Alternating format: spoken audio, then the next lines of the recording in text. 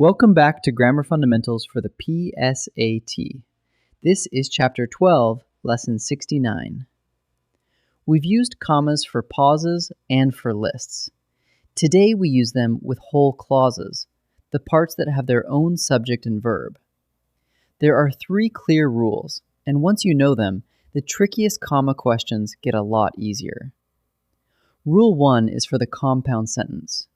When a coordinating conjunction, one of the fanboys words, like and, but, or, joins 2 main clauses, put a comma before it. Look here. The tide was rising, but the divers stayed calm. The tide was rising stands alone. The divers stayed calm stands alone. 2 full clauses joined by but, so the comma goes right before but, comma, then the joining word.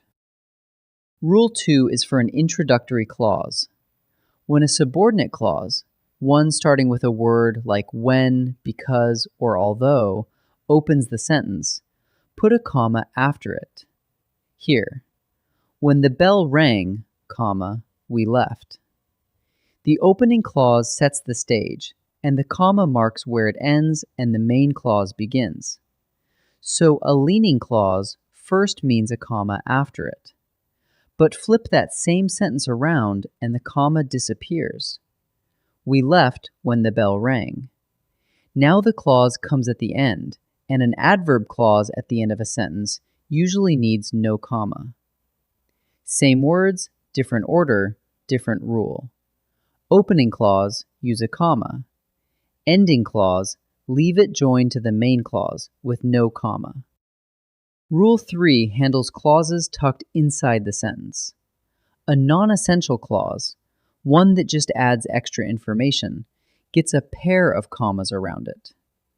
Mr. Vance, who collects maps, lent us an atlas. We already know who Mr. Vance is, so who collects maps is just a bonus detail, set off with commas. But an essential clause, one the sentence needs to point out which noun it means, takes no commas. The man who collects maps lent us an atlas. Here, the clause tells us which man, so it stays glued on, no commas. So here are your 3 rules in one place. 1. If fanboys joins 2 main clauses, put a comma before it. 2. If a clause opens the sentence, put a comma after it. 3. If a clause inside the sentence is just extra, fence it with commas. And remember the 2 no comma cases, a clause that ends the sentence, and an essential clause needed to identify a noun. Let's try a few. In this first set, decide whether the marked spot needs a comma. Ask which rule is in play, joined main clauses, an opening clause, or an extra clause. Pause and try each one before I answer. Maya studies hard, but she still finds time to relax. Maya studies hard stands alone, and she still finds time to relax stands alone. But joins 2 main clauses, so a comma belongs right before it. So the answer is, add a comma. We went out for pizza after the game. After the game simply ends the sentence, and an ending element like this takes no comma. Nothing opens the sentence, and nothing is fenced off. So the answer is, no comma. Because she wanted the job, Elena applied early. The clause, because she wanted the job, opens the sentence and leans on the rest. An introductory clause is always followed by a comma, so the answer is add a comma. 3 more. This time, the clause sits inside the sentence. Ask whether it's needed to tell which noun is meant, or just adds a detail you could remove. Pause and try each one. Doris Lessing, who was a novelist, grew up in Zimbabwe. The name already tells us exactly who she is, so who was a novelist is just an extra detail. Lift it out and the sentence still works. That makes it non-essential. So the answer is needs commas. The woman who was wearing the hat was the spy. Which woman? The clause who was wearing the hat is exactly what tells us.